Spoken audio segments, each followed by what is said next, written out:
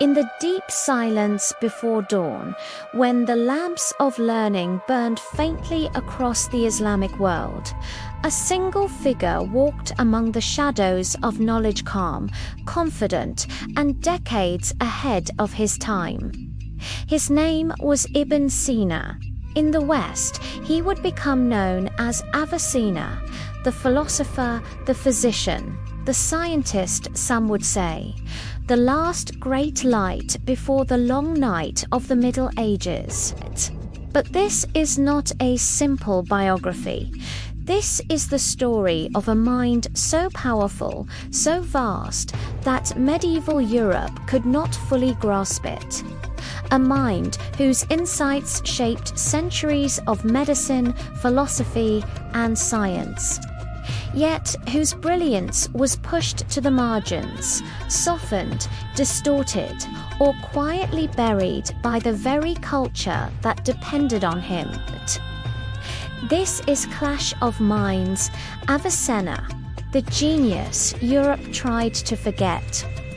The year is 980.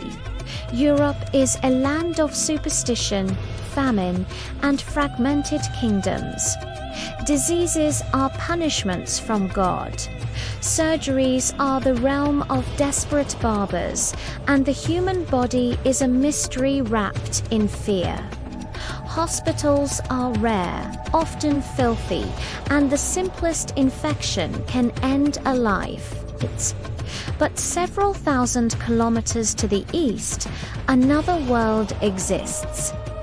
In the cities of Bukhara, Isfahan, Cordoba, and Baghdad, the Islamic Golden Age is flourishing.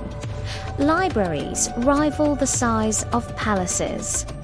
Hospitals operate with organization, wards, teaching rooms, pharmacies, and records of thousands of patients. Scholars debate Aristotle and medicine with the same passion Europe reserves for saints. In this world, knowledge is a duty. In Europe, knowledge is a danger. And into this divide, Avicenna is born. As a child, he learns faster than men twice his age. At 10, he knows the Quran by heart. At 14, he studies logic, astronomy, mathematics, but it is medicine, its mysteries, its dangers that pulls him forward. He devours every text available. He watches healers, surgeons, herbalists, philosophers. Not content with repeating old truths, he seeks new ones. At 16, he is teaching doctors. At 18, he cures the Emir of Bukhara from an illness no one else could diagnose. He is given access to the greatest library in Central Asia, a treasure of manuscripts from Greece, Persia, India, Rome, Egypt. A library that would later burn another flame of knowledge extinguished. But before the fire, Avicenna absorbs everything. This is the beginning of a mind that will challenge empires. Avicenna writes with speed and clarity. He composes works on mathematics, astronomy, physics, logic, ethics, pharmacology, metaphysics. But one book will become his legacy, the Canon of medicine. A work so vast, so precise, so revolutionary that it would remain the world's dominant medical textbook for over 700 years. Here are ideas that Europe had never dared to accept, that the body works through cause and effect, not divine whim, that diseases can be diagnosed through observation, not superstition, that experiments are the foundation of knowledge, that the mind and body are connected in ways no medieval European doctor could yet understand, that medicine must evolve, must be corrected, must be challenged. He catalogues over 1,000 diseases. He describes diabetes, meningitis, certain cancers, sexual disorders, mental illness, and hereditary conditions. He establishes rules of experimentation centuries before the scientific method. He explains contamination and infection hundreds of years before germ theory. He promotes clinical trials before the concept existed. He insists on the importance of anatomy long before Europe allowed dissections. His genius is not only breadth, it is coherence. Avicenna saw the human being as a system, not a puzzle of disconnected pieces. But brilliance is never safe, and knowledge in every age attracts enemies. Avicenna's life is a storm. He becomes a physician of princes, then a political advisor, then a fugitive. Rulers fear him, rivals envy him. Religious authorities suspect him. Philosophers argue with him. Politicians imprison him. Armies pursue him. At one point, he hides in a fortress, writing by candlelight. At another, he disguises himself as a dervish to flee soldiers. Later, he is thrown into prison, again this time writing entire volumes from memory, without access to books. He is a man hunted by the world, but hunted more fiercely by time. His mind races ahead of every age he lives in. Even among scholars, he is controversial. He challenges orthodox interpretations of the soul, time, existence, God, the universe. He argues that truth must be discovered, not merely inherited. He writes that the mind has the power to reach realities untouched by tradition. These ideas threaten religious men. They threaten rulers. They threaten systems built on obedience, not inquiry. So Avicenna moves again and again, drifting across Persia, teaching, healing, writing, surviving. A man too dangerous to kill, too brilliant to ignore. He dies at 57, exhausted, sick, and overworked, having completed more than 270 books. But death is not the end, not for a mind like his. Europe meets Avicenna in the 12th century. Crusaders return with loot that includes books they cannot read, in languages they do not understand. In Spain and Sicily, Jewish and Muslim scholars translate Avicenna's works into Latin. For the first time, Europe sees what medicine can truly be. Doctors stare in disbelief.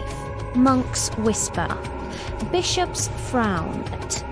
The Canon of medicine is introduced at the University of Montpellier, then Bologna, then Paris, then Oxford. It becomes the required textbook for every medical student in Europe. For centuries, European medicine is Avicenna's medicine. But there is a problem. The Church does not like the source. A Muslim philosopher guiding Christian physicians, a thinker who dared to critique dogma, a man whose metaphysics challenged doctrines of creation, the nature of the soul, and divine action. No, Europe needed the knowledge, but not the man, and so a quiet erasure begins. Professors teach the canon, but omit the author.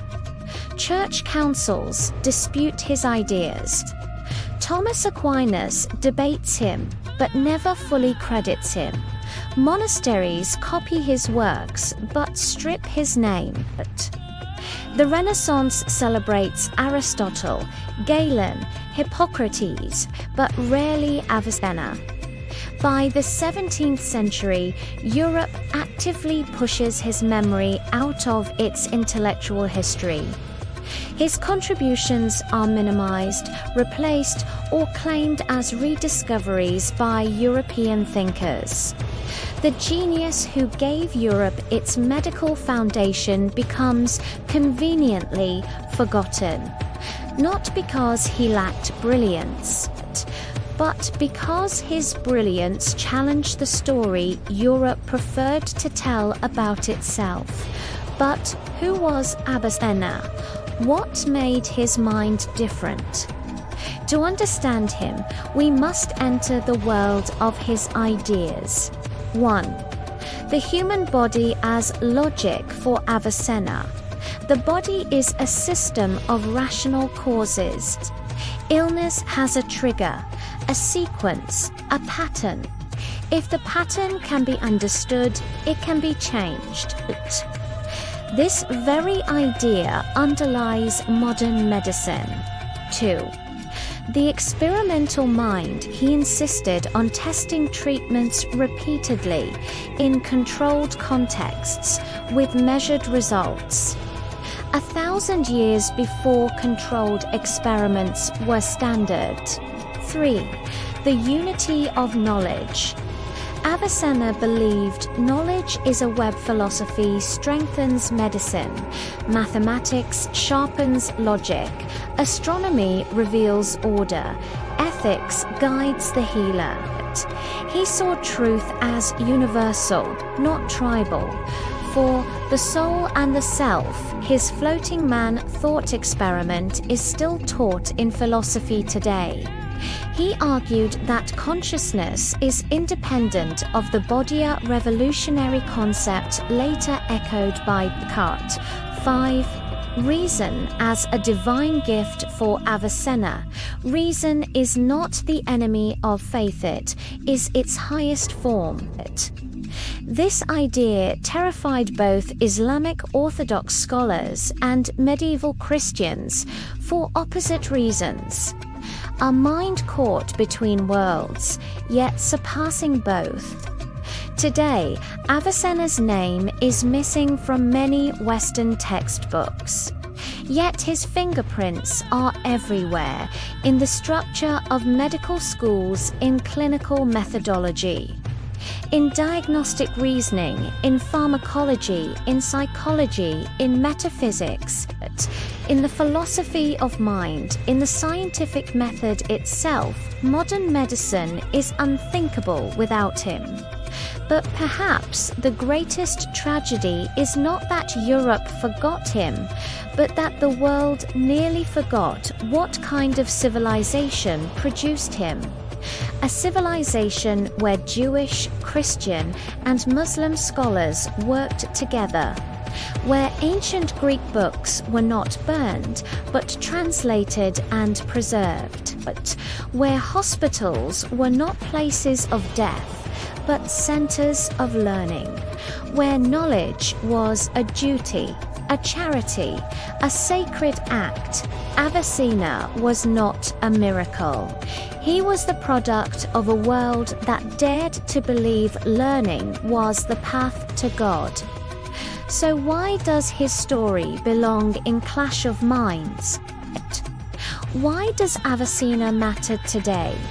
Because he represents the triumph of reason over darkness, and Europe's centuries-long struggle to accept a genius from beyond its borders. His ideas didn't just challenge medicine, they shook theology, philosophy, and power itself. This was a man who defied kings, clerics, armies, and entire systems of belief. He is the ultimate embodiment of intellectual courage, someone who pursued truth even when the truth was dangerous. In the end, his greatest battle wasn't with the rulers who imprisoned him, or the scholars who disputed him, or even the world that chased him from city to city. His greatest clash was with forgetfulness, the slow, creeping erasure of his legacy from history. But genius never dies quietly. And today, Avicenna rises again. Not as a footnote, not as a distant medical ancestor, but as the giant he always was.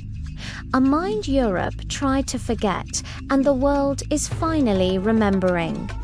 This was Clash of Minds Avicenna. Thanks for watching.